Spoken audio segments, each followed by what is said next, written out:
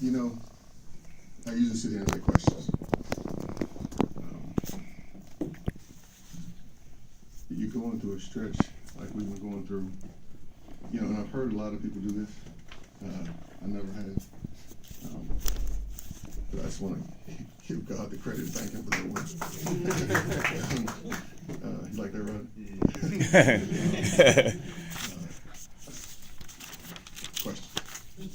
Yeah, I know they're missing one of the best players in the country, but nonetheless, you hold them to 35% shooting. They were number 2 in the country in field goal percentage. What was working defensively today?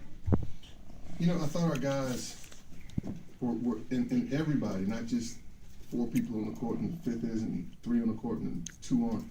We were very engaged. Right? We were very, very engaged. And as a unit, I thought we did, you know, maybe the best job we've done this year, maybe a couple of years, of the person off the ball, the people off the ball, anticipating what's going to happen next. And so we've gotten through too many stretches where we're just reacting to everything. It's a series of reactions, and then you end up chasing. But you know, we've watched a lot of film. We've talked about it. I think they did a good job of anticipating what's coming next and being there before an action happens. Now, clearly, they miss Watson. And as you said, he's one of the best players in the country. And I mean, the kid was averaging, I think, 9 or 10 assists. And so that takes a big hit. They will figure it out. That's a very good team. That's a very talented team without him. And they will figure it out. You were successful routinely blitzing their high ball screen action. Would that have been something you would have done with Watson in the game as aggressively? Probably not. You know, but we wanted to come off hard and make guys that haven't done it every day. Not that they can't do it, and they will. And then Mintz is a freshman. Just make them get the ball out of their hands and make decisions. They're a team that if you just let them flow, that's why they're averaging whatever they're averaging, close to 90 points a game. Just because they have outstanding offensive players. That's why they're going through their little. You know, he's hurt. They're going to figure it out. But they have so many good offensive players, and you can't just sit back and let them flow. After Xavier, you basically just said rebounding and getting to the foul line was what happened in that game. Obviously, the stats show much better today. What did you think?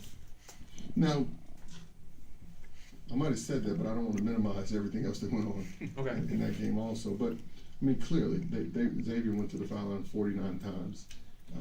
We had 1 offensive rebound, and I forget what the total rebound numbers were. You can't survive in this league like that.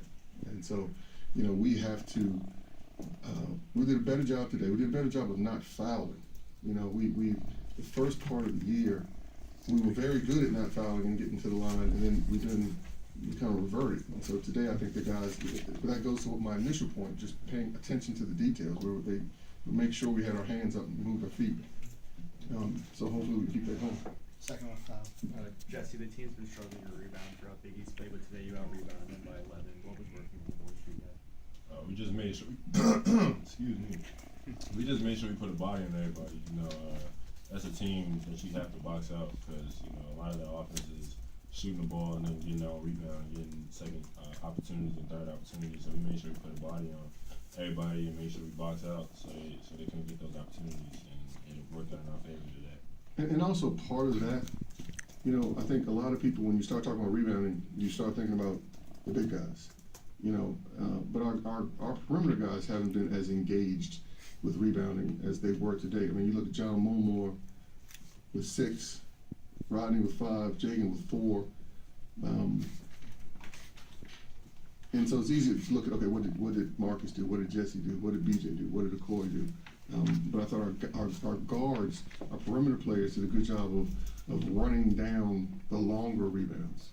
I mean, you see the game where all of a sudden it's a long rebound, the other team gets it, and I mean, that happened maybe once, maybe twice today. But we did, for the most part, our perimeter people ran down the long rebounds. on the left there. Rodney, 15 of your 18 came in the first half. What do you feel you were able to take advantage of early, and also the ball movement too? 20 assists for the team, 29 made baskets. Yeah, we knew we needed to get into our stuff quicker and be more aggressive with our cuts, with our movements, and I got some looks early and stepped up and knocked them down.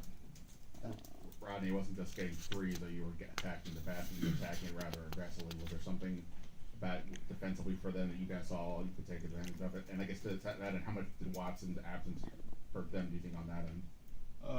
Well, our guards do a good job of putting pressure on the defense getting downhill, and I know now that guys are going to close out hard on me, so sometimes if they're really closing out hard, I got to show shot fake and get to the basket to put pressure on the defense also. But just being a good shooter, you got to be ready for people closing out hard. And without Watson, I don't know how good of a defender he was on the ball, but again, we got guards that can get downhill, and that helps me.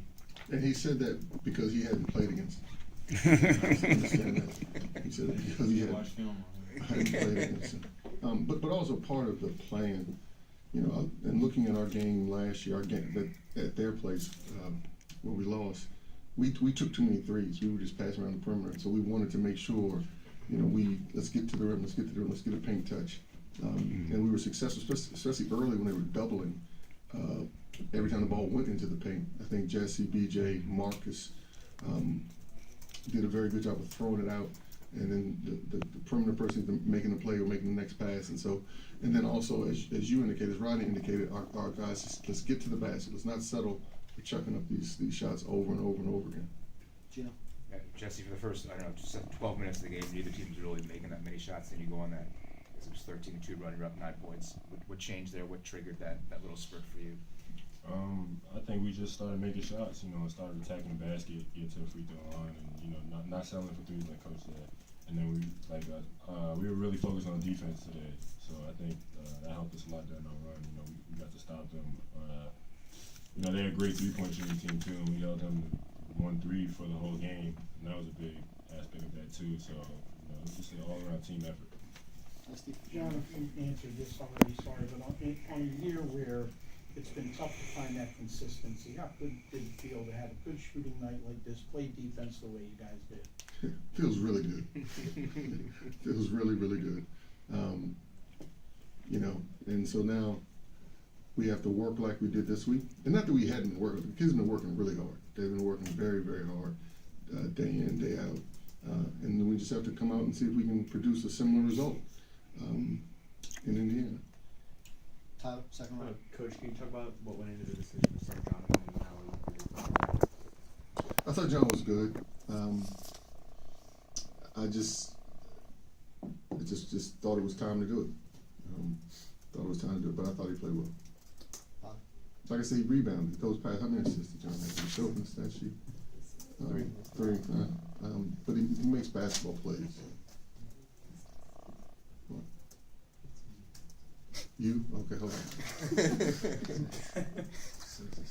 Next. Career high. Next. This is not a criticism, but I think your stat crews. No one Rodney Pryor's career high is a life high. Good job, Rodney. Bobby? 20 assists on 29 makes. It seemed this was probably the best off-ball movement you guys have had maybe all year. Do you agree with that? And It's something they'll tell you, we talked about this week where, you know, we've gone through too many stretches where we've settled for, you look at your first option, it's not there. You look at your second